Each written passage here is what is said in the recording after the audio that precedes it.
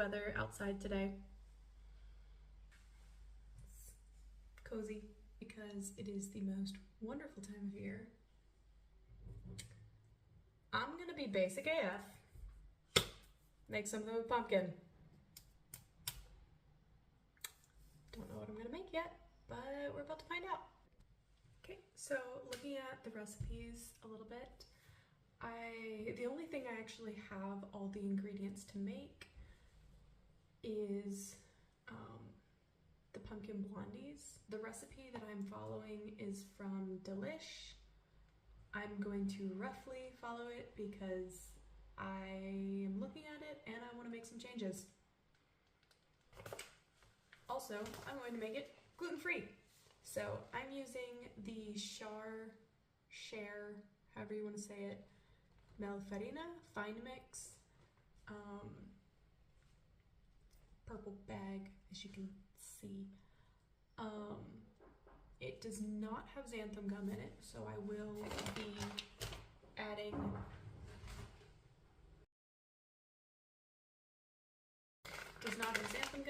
I will be adding a little bit of xanthan gum just to make it stick a little better. I'm also going to be making my own pumpkin spice because I don't have a pre-made blend, and I don't like a lot of the pre-made blends because they have nutmeg in them, and for some reason I just can't stand nutmeg. I did like Okay, let's get started.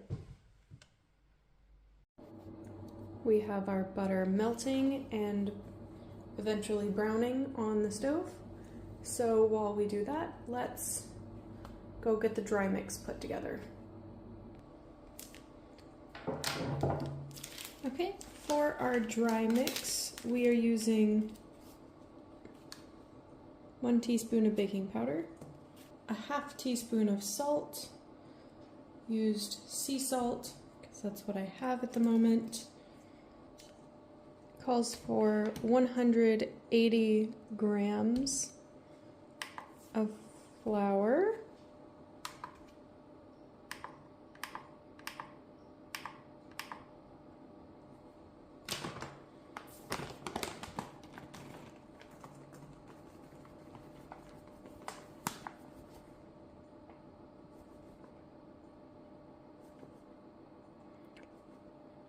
we're going to do about a ½ teaspoon of xanthan gum.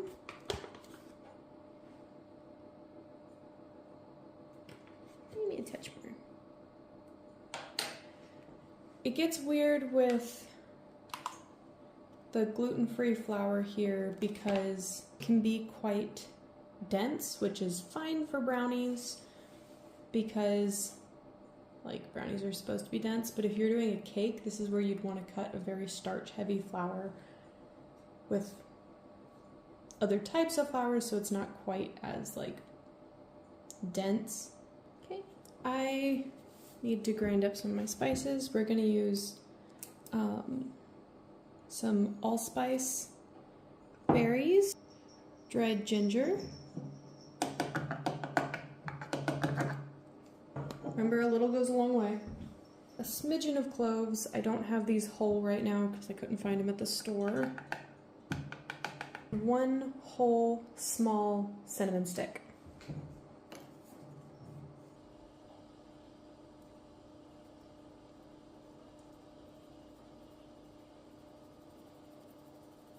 So our butter has been browned. Kind of hard to see, but it smells nice and nutty with the brown little flecks on the bottom.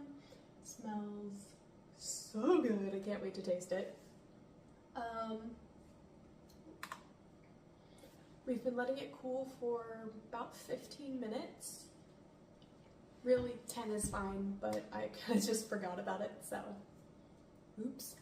We're adding 120 grams of our pumpkin puree. This has no sugar added. It's not pumpkin pie mix. It is just pure puree. If you ate it, it would probably be disgusting.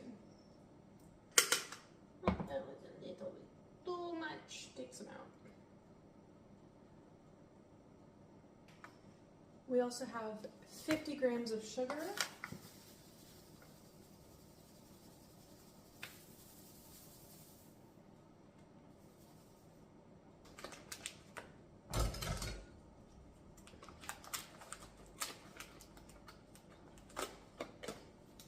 And 200 grams of brown sugar.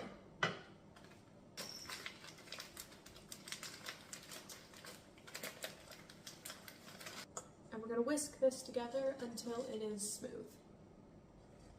Okay, this is what it looks like. You can tell everything is very well incorporated, but some of the frothiness, oh hello, some of the frothiness of the butter is starting to come to the top. It's perfectly okay. Next, we're going to add 2 egg yolks and a teaspoon. You stole my chair. Yes, you did. Next, we're going to add 2 egg yolks and vanilla extract. I struggle to find pure vanilla extract here, so I am using a vanilla paste. You can also use vanilla sugar. Just a teaspoon of vanilla something. Gonna mix that in until it's well incorporated. Oops. So we have our wet bowl, which is the browned butter, the pumpkin puree, egg yolks, vanilla, sugar. Then we have our dry bowl that we made earlier. Just add the dry to the wet. We are going to wet the dries.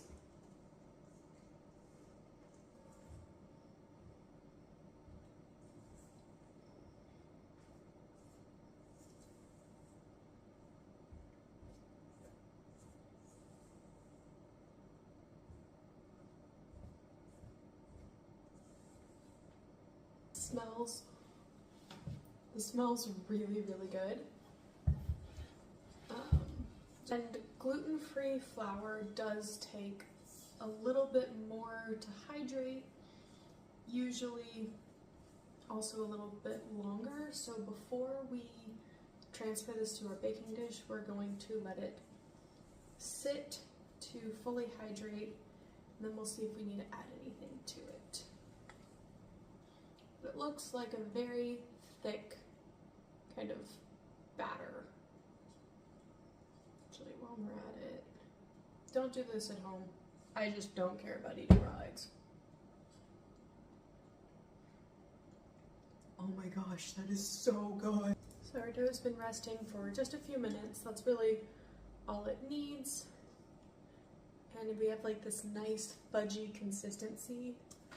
I am going to add just a touch of almond flour.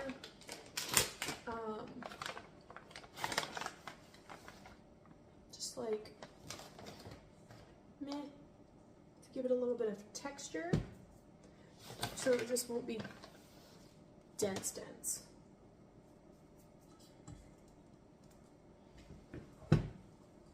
Smidgen more of vanilla. Hush. Yeah, I think that's gonna work out much better now. Okay, so it's gonna add everything in the dish, and it'll go in the oven.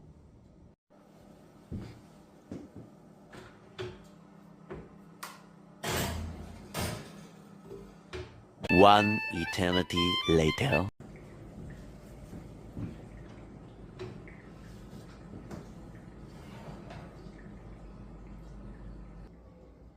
Right now, I'm just waiting on them to cool. Have to cool completely before cutting into them, because otherwise they'll just like tear and rip and crumble everywhere. But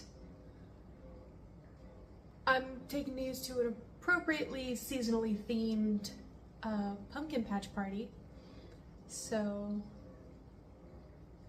I'll try them there, which I'm kind of frustrated about because I always am impatient and I love to try things immediately. They're also not super pretty, but it's fine. It's fine. pan of brownies. It's not supposed to be pretty. It is the next morning. I just wanted to do a quick follow-up on those brownies. There are none left. I had about 2.5 of the Blondies left when I got home last night, and they did not make it past